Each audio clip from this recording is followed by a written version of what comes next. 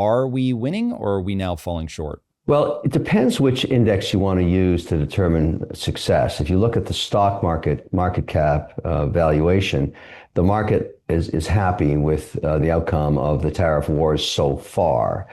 Inflation hasn't come back yet, although many pundits believe that you just have to wait a couple more quarters.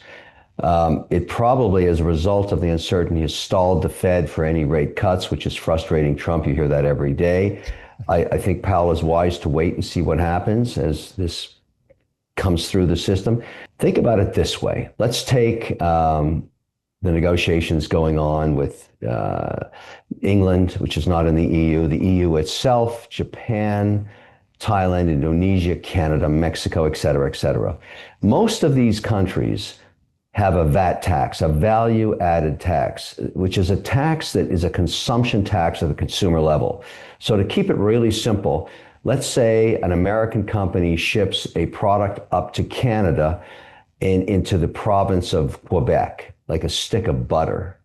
And whoever buys it in the province of Quebec pays a 13% VAT tax, value added tax. And that goes to the Canadian government or the Quebec government. It's a split. They kind of split it almost half-half. Well, Trump looks at that and says, well, wait a second. Isn't that a tariff on an American product?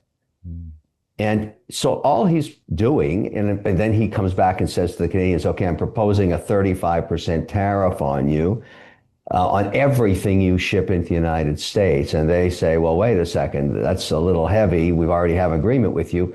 There's no way on earth Congress is ever going to do an American consumption tax. It's just not in their DNA. There's no American VAT tax.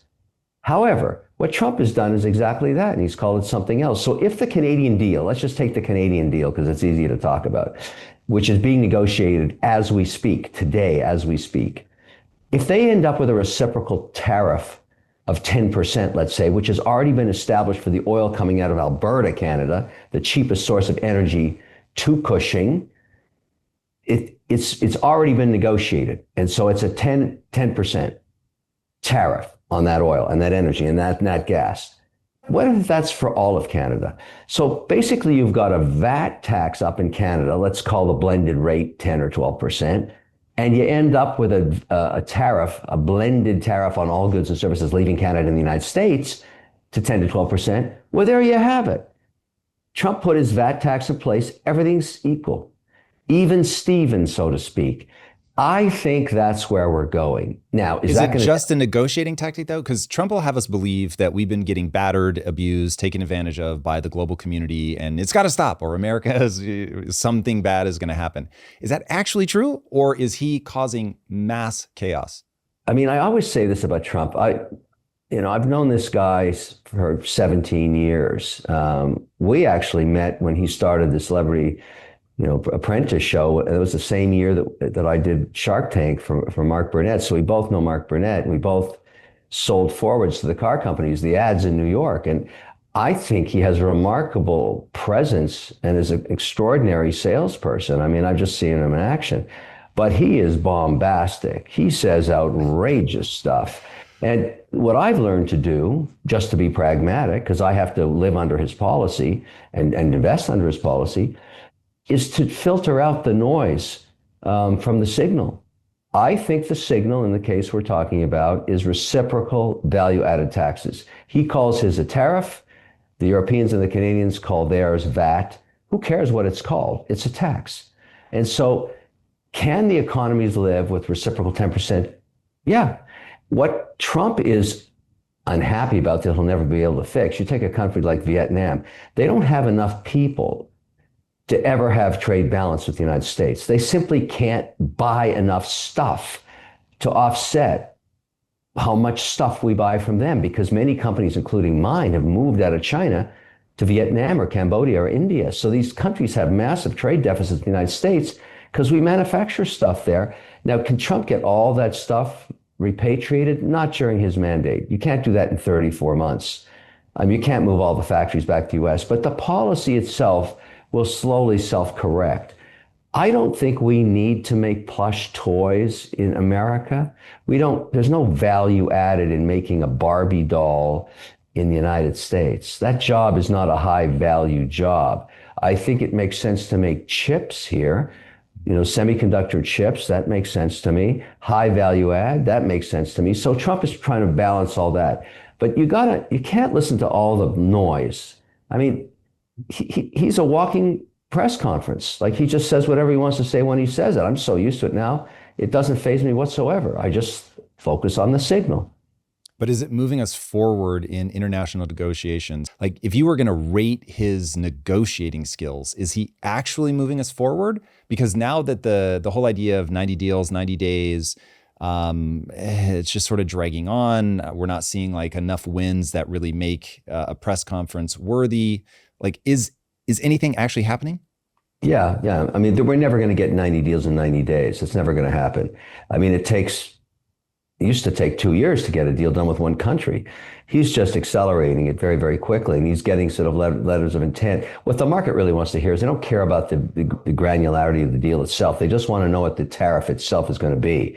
So if you're an investor in a country, in a jurisdiction like Switzerland for me, or Canada for me, and there's other places I invest, I just simply like to know what's the deal. Is it going to be 10, 12, 15, 14, 13, 7? What is the actual reciprocal tariff going to be?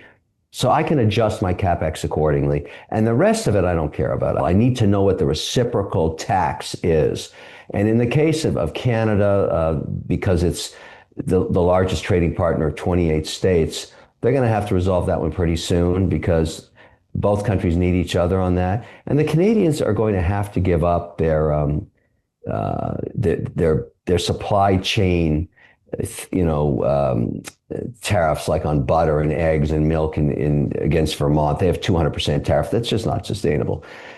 All right, you seem pretty sanguine about the sort of what many people will point to as the chaos of Trump, but there are things that ring your danger bell. So from an outcome perspective, what would make you worried that, this is putting us in a bad place? Either specifically from an American standpoint or just from a global investor standpoint, and what would put us in a good place? Yeah, I mean, the red bells would be ringing, and I would be very concerned about unsustainable tariffs for a long period of time, like 35%. That wouldn't work. That would never work with anybody, and it would cause major chaos in financial markets. I think Trump knows that. I don't get caught up in politics per se, or shill for politicians, even Trump. I shill for policy.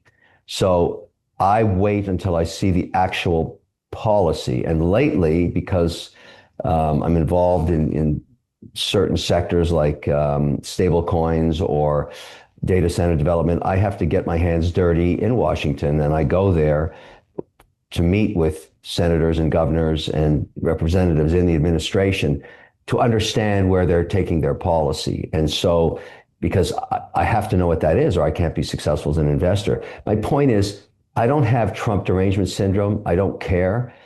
I only care about policy. And so if I believe that Trump was going to do 35% tariffs on major economies that I'm an investor in, that would be a big problem. And you would see the markets correct pretty quickly around that. But the market doesn't believe that anymore. You've had this volatility in Trump's, now it's 35%, now it's 10, whatever it is. The only thing that matters is what is the end game? What does it end up at? And if you told me it's 10% reciprocal worldwide, yeah, I think the market's betting on that right now. And I think we're going to get there. And then at the end of the day, all this stuff was just a bunch of noise and volatility based on, gnashing of teeth. And look, there's a lot of people that don't like this guy. I mean, they just don't, and they're never going to get over it. And they can't believe he's president.